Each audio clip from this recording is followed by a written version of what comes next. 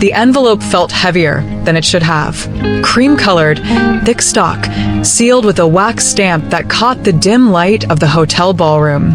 My sister's wedding, a celebration funded by money that wasn't hers.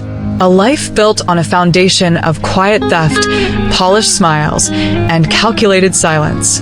I stood near the back of the room, watching the string quartet tune their instruments, watching guests adjust their ties and smooth their dresses, watching the woman who had erased me from my own family's history prepare to walk down an aisle paved for with my grandmother's legacy. I didn't feel anger anymore. I didn't feel bitterness. I felt something far more dangerous: clarity. Because revenge isn't about shouting. It isn't about scenes or dramatic confrontations. Revenge is about timing. It's about waiting until the room is full, until the cameras are rolling, until the people who matter are seated and listening. And then, it's about letting the truth speak for itself. I adjusted the strap of my clutch, felt the cold edge of the USB drive against my palm, and took a slow breath. The music started, the doors opened, and I stepped into the light. If you've ever been pushed aside by someone who claimed to love you, if you've ever watched someone take what was yours and call it fate, then stay with me. Take a deep breath, settle into your space, and let this story wash over you. Hit that like button if you believe justice doesn't always need a courtroom to be served. Subscribe to American Sleep Tales for deeply immersive, emotionally grounded stories that help you unwind, reflect, and find peace in the quiet hours. Because sometimes the most satisfying payback isn't loud. Sometimes it's perfectly timed. And what happens next changes everything. Let me take you back to a house that smelled like lavender, old paper, and slow Sundays. My grandmother's home wasn't grand by modern standards. It was a two-story colonial in upstate New York, with creaking hardwood floors, a porch that sagged slightly on the left side, and a kitchen where the radio always played classical stations at a volume just loud enough to fill the silence. It was the kind of place that held memories in its walls. Photographs lined the hallway, capturing decades of birthdays, holidays, and quiet moments. There was my grandmother, Eleanor, sitting in her floral armchair, knitting needles clicking like a metronome. There was my father, long gone, whose laugh still seemed to echo in the study. And there was my sister, Claire, and we were 8 years apart. Claire was the storm. I was the calm. She was the one who filled rooms with her voice, who commanded attention without trying, who knew exactly how to tilt her head, how to laugh at the right moment, how to make people feel seen. I was the one who noticed things. The way the light hit the dust motes in the afternoon. The way our grandmother's hands trembled slightly when she poured tea. The way Claire's smiles never quite reached her eyes when she thought no one was looking. We weren't enemies. We were just different. And in a family that valued visibility over depth, difference often gets mistaken for absence. Our grandmother raised us after our parents passed. She wasn't wealthy, but she was careful. She saved. She invested. She kept meticulous records in a leather-bound ledger she called her life book. Every dollar had a purpose. Every decision was weighed. She used to say, "Money isn't just paper. It's time. It's security. It's the quiet promise that you won't have to beg when the world turns cold." I believed her. I lived by it. Claire, on the other hand, treated money like a current. Something to ride, something to spend, something that would always replenish itself if you just kept moving. She worked in marketing, traveled frequently, posted curated photos of brunches and sunsets, and always seemed to be one step ahead of the next trend. I worked in archival restoration, spent my days preserving old documents, and found comfort in routines that rarely changed. We coexisted. We visited our grandmother together on holidays. We nodded at each other across dining tables. We never fought. We just drifted. Then came the diagnosis: pancreatic cancer. Aggressive. Terminal. The kind of news that doesn't knock. It kicks the door in. Our grandmother handled it the way she handled everything, with quiet dignity, practical arrangements, and a refusal to let pity dictate her final months. She made her will clear. She divided her assets carefully. She left the house to me, with the condition that I maintain it for at least 5 years before selling. She left her investment portfolio, her savings accounts, and her jewelry to be split equally between Claire and me. She left specific instructions for her personal items, her books, her letters. She signed everything in front of a notary with 2 independent witnesses, while I sat in the corner, holding her hand, feeling the weight of her trust settle into my bones. Claire wasn't in the room. She was in Chicago, attending a conference, or so she said. She sent flowers. She sent a voicemail that sounded appropriately sad. She didn't come home until the funeral. The reading of the will happened 3 weeks later. A small office, mahogany desk, the smell of lemon polish and old files. The lawyer, a man named Harris with silver hair and a voice like gravel, laid out the documents. He read them slowly, methodically, giving each clause the respect it deserved. When he reached the financial division, he paused. He adjusted his glasses. He looked at me, then at Claire, who sat perfectly still, her posture flawless, her expression unreadable. The investment portfolio and liquid assets, he said, are to be divided equally, as previously documented. However, there is an addendum, signed and notarized 14 days prior to the primary document. I frowned. I hadn't seen an addendum. Our grandmother hadn't mentioned one. Harris slid a second sheet across the desk. The handwriting was different, looser, less precise. The signature at the bottom looked like Eleanor's, but the loops were wrong. The pressure was uneven. The notary stamp was there, but the date was smudged. The addendum stated that due to changing family circumstances and financial responsibilities, the primary beneficiary of the liquid assets would be Claire in full. I would receive only the house, with no access to the savings, no share of the portfolio, no claim to the jewelry. And why breath caught? Not in a dramatic way, just a shallow, involuntary hitch. I looked at Claire. She didn't flinch. She didn't smile. She just nodded slowly, as if she'd been expecting this, as if she'd rehearsed it. There must be a mistake, I said. My voice was quiet, even, controlled. Harris cleared his throat. The document is legally binding. It was executed properly. Your grandmother was of sound mind. The notary verified her identity. I looked at Claire again. Did you know about this? She tilted her head, the way she always did when she wanted to appear thoughtful. Grandma was worried about you, Maya. She said you'd never sell the house. She said you'd stay there forever, living in the past. She wanted me to have the flexibility to help you if you ever needed it. But legally, it's mine now. I'm just following her wishes. The words were smooth, polished. They slid into the room like oil. I didn't argue. I didn't raise my voice. I just sat there, feeling the floor tilt slightly beneath me. I signed the acknowledgement. I took the keys to the house. I walked out into the gray afternoon air, and I didn't cry. Crying requires belief that someone will comfort you. I didn't believe that anymore. The weeks that followed were a blur of quiet erosion. Claire moved quickly. She hired a real estate agent I didn't approve. She listed the investment accounts under her name. She transferred the jewelry to a safety deposit box I couldn't access. She changed the locks on the storage unit where our grandmother's personal archives were kept. She didn't do it aggressively. She did it administratively, with emails, with forms, with polite requests that sounded like demands. When I asked for copies of the bank statements, she said they were being processed. When I asked to visit the storage unit, she said it was under renovation. When I asked why she hadn't mentioned the addendum before the reading, she said she didn't want to cause unnecessary stress during mourning. Gaslighting doesn't always sound like lies. Sometimes it sounds like concern. Sometimes it sounds like logistics. Sometimes it sounds like love wrapped in bureaucracy that I stopped asking. I started observing. I went to the county clerk's office. I requested copies of the notarized documents. I compared signatures. I studied the notary's license number. I found discrepancies. The notary's commission had expired 2 months before the addendum was supposedly signed. The witness signatures matched handwriting samples from Claire's old college applications, not from independent parties. The dates on the financial transfer forms were backdated. It wasn't just theft. It was orchestration. She hadn't just taken what was mine. She had rewritten history to make it look like I never owned it. I didn't confront her. Confrontation gives the antagonist a chance to defend, to deflect, to spin. I wanted something else.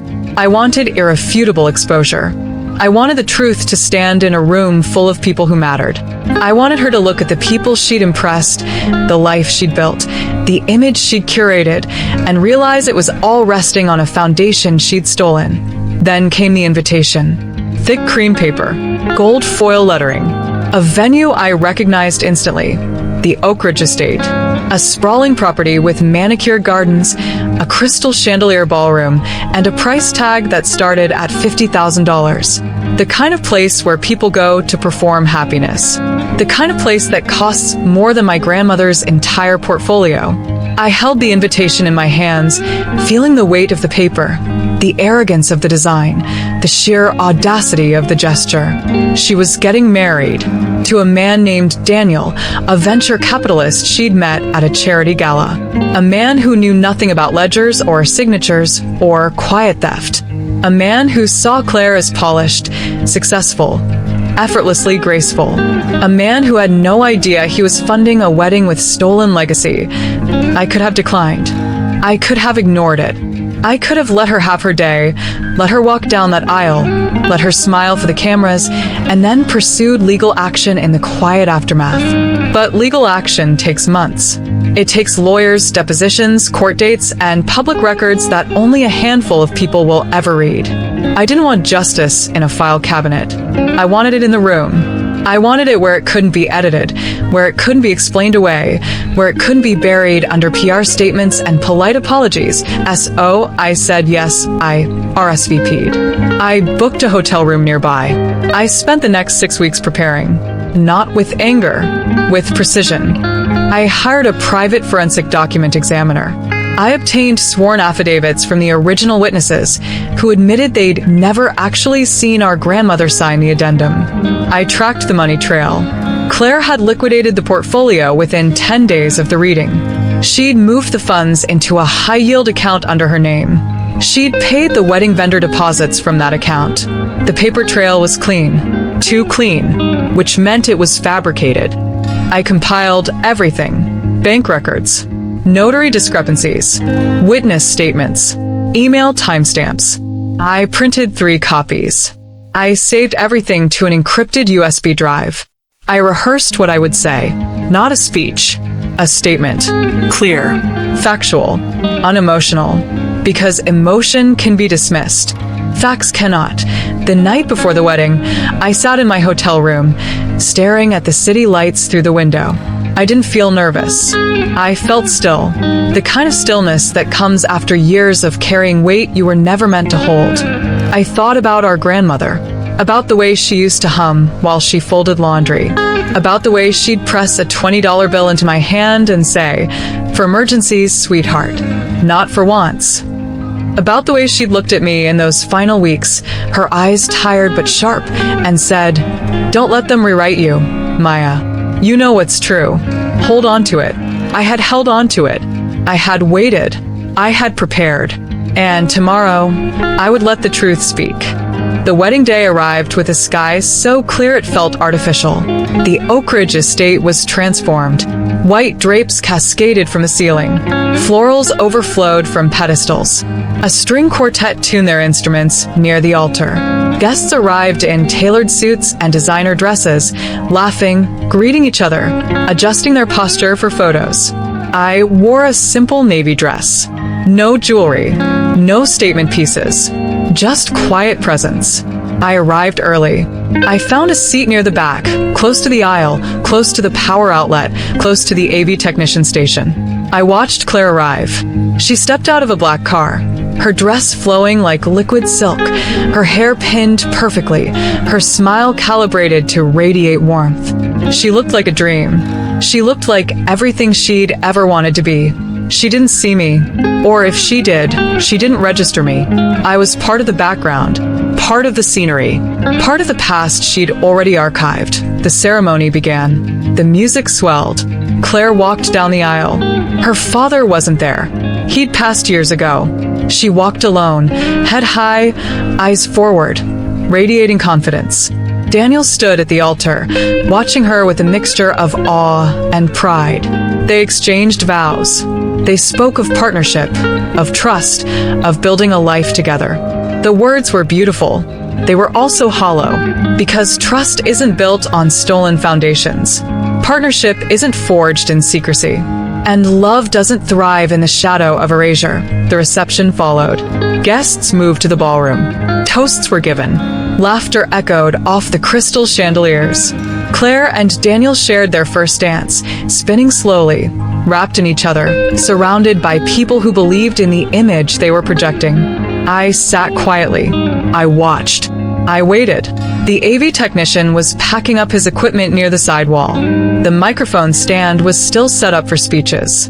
The projector was idle. The screen was dark. I stood up. I walked over. I didn't rush. I didn't hesitate. I moved with the calm certainty of someone who has already made peace with the consequences. "Excuse me," I said to the technician. He looked up, surprised. "I'm family. I need to share something brief before the cake cutting. It'll take 2 minutes." He hesitated. "I'm not sure the planner approved. It's a tribute," I said softly, "to our grandmother. She funded this venue. She believed in this day. It's just a few photos. A short message. I'll handle the tech. You can step back." He looked at my face. He saw no aggression, no drama, just quiet resolve. He nodded. "All right, 2 minutes. Then I'm shutting it down." I plugged in the USB drive. I cued the file. I stepped up to the microphone. The room was still buzzing with conversation, clinking glasses, laughter. I didn't tap the mic. I didn't clear my throat. I just let my voice fill the space. "Good evening," I said. "For those who don't know me, I'm Maya, Claire's sister. I'd like to take a moment to honor the woman who made this day possible. My grandmother, Eleanor." A few heads turned. Claire's smile didn't falter, but her eyes flicked toward me. Daniel frowned slightly, confused. I continued, my voice steady, even measured. Eleanor was a woman of precision. She kept records. She valued truth. She believed that what you build should rest on what you've earned. She left clear instructions for her estate. She divided her assets fairly. She signed her will in front of witnesses. She trusted the system. But 14 days before she passed, a second document appeared, an addendum. It changed everything. It gave Claire full control of the liquid assets. It left me with only the house. It was notarized. It was witnessed.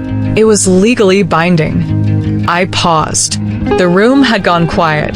The string quartet had stopped tuning. The clinking glasses had ceased. Claire's posture stiffened. Daniel's frown deepened. Here's what the document doesn't show. I continued. The notary's commission had expired 2 months prior. The witness signatures don't match independent parties. They match Claire's own handwriting samples from a decade ago. The financial transfers were executed the day after the reading, not before. The venue deposits were paid from an account that was liquidated using those same funds. This wasn't a change of heart. This was a rewrite, a carefully constructed alteration of reality. And I have the documentation to prove it. I pressed play. The projector screen lit up. Bank statements appeared. Notary records. Witness affidavits. Email chains. Timestamps. Signatures side by side. The room didn't gasp. It didn't erupt. It froze. The kind of silence that comes when truth lands in a space built on performance. Claire's face didn't crumble. It went blank. The kind of blank that comes when the mind is scrambling to calculate damage control. Daniel stepped back from her, just an inch, but it was enough. His eyes scanned the screen. His jaw tightened. His hand dropped from her waist. I didn't raise my voice. I didn't point. I didn't accuse. I just let the evidence speak. I let the numbers, the dates, the signatures, the paper trail do the work. Because revenge isn't about emotion. It's about clarity. It's about removing the veil. It's about standing in a room full of people who believe a story and handing them the receipts. When the screen went dark, I stepped away from the microphone. I didn't look at Claire. I didn't look at Daniel. I just turned, walked back to my seat, and sat down. The silence held for 3 full seconds. Then, the room fractured. Whispers erupted. Chairs scraped. Phones came out. A woman in a pearl necklace stood up, murmuring something about legal counsel. A man in a tailored suit approached Daniel, speaking quietly, urgently. Claire finally moved. She stepped forward, her voice sharp, controlled, desperate. "This is a misunderstanding. Those documents are outdated. Maya is grieving. She's confused. This isn't the time or place." Daniel turned to her. His voice was low, but it carried. "Is it true?" Claire opened her mouth, closed it, opened it again. The words didn't come, because you can't spin facts. You can't reframe a signature that doesn't match. You can't explain away an expired notary license. You can't justify backdated transfers. You can only stand there, in the light, and let the truth settle that I didn't stay for the fallout. I didn't need to.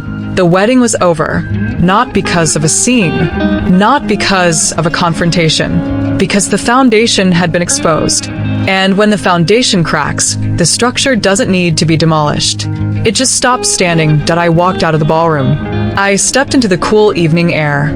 I didn't feel triumph. I felt release. The kind of release that comes after years of holding your breath. I thought about our grandmother, about the way she used to say, "Truth doesn't need volume. It just needs time." She was right. I had given it time. I had given it precision. I had given it a room full of witnesses. And in the end, that was enough. The legal proceedings began 3 weeks later. Claire's attorney tried to negotiate. They offered a settlement. They suggested mediation. They implied I was being unreasonable. I declined. I didn't want money. I wanted restoration. I wanted the record corrected. I wanted the truth filed where it belonged. In the public archive, in the court documents, in the permanent record. The judge reviewed the evidence. The forensic examiner testified. The notary's board confirmed the license expiration. The witnesses reaffirmed their statements. The ruling was swift. The addendum was declared invalid. The assets were redistributed according to the original will. Claire was ordered to reimburse the estate for misappropriated funds. The wedding venue deposits were returned. The safety deposit box was opened. The jewelry was returned. The house remained mine, not as a burden, as a legacy. Claire didn't speak to me after the ruling. She didn't call. She didn't write. She moved to another state. She changed her name on social media. She deleted her old posts. She disappeared into a new narrative, one she could control from scratch. I didn't follow her. I didn't track her. I just lived. I restored the house. I opened a small archive consultancy. I hosted community workshops on document preservation. I filled the rooms with light, with music, with quiet purpose. I didn't need her absence to feel whole. I just needed my own presence to feel real. Sometimes people ask me if I regret it, if I wish I'd handled it differently, if I think I crossed a line. I tell them the truth. Revenge isn't about destruction. It's about reclamation. It's about refusing to let someone else's fiction become your reality. It's about standing in a room full of people who believe a story and handing them the receipts. It's about trusting that truth, when given space, will speak for itself. And when it does, you don't need to shout. You just need to be there when it lands. Our grandmother's house still stands. The porch still sags slightly on the left. The kitchen still smells like lavender and old paper. The radio still plays classical stations at a volume just loud enough to fill the silence. I sit in her armchair, sometimes. I hold her knitting needles. I listen to the quiet. And I remember that justice isn't always loud. Sometimes it's just a signature, a date, a witness, a truth that refuses to be edited. And when you hold on to it, when you prepare for it, when you let it speak at the right moment, it doesn't just change your life. It restores it. The moment the projector screen lit up, the room didn't react with shock. It reacted with stillness. The kind of stillness that happens when a carefully constructed illusion meets an uneditable fact. Claire's smile didn't break. It dissolved. Daniel's hand dropped from her waist. The guests stopped pretending. The music stopped playing. The truth didn't need a microphone to be heard. It just needed a screen. And when it appeared, there was no defense, no spin, no graceful exit, just silence, just receipts, just the quiet, undeniable weight of a life finally meeting the light. And in that silence, I didn't feel victory. I felt peace. The kind of peace that comes when you stop carrying someone else's fiction and finally let your own reality breathe. Justice doesn't always look like a courtroom. Sometimes it looks like a wedding reception. Sometimes it looks like a USB drive. Sometimes it looks like a sister who finally stops running from the truth. And sometimes it looks like you, standing in your own life, refusing to apologize for taking up space. Because karma isn't magic, it's math. And when you balance the equation, the numbers always speak. If this story resonated with you, if you've ever had to reclaim what was yours, if you've ever watched someone try to rewrite your reality, then hit that like button. Share it with someone who needs to hear it. And if you want more deeply immersive, emotionally grounded stories that help you unwind, reflect, and find peace in the quiet hours, please subscribe to American Sleep Tales. We drop new narratives every week, crafted to help you rest, reflect, and reconnect with yourself. Drop a comment. Was this justified?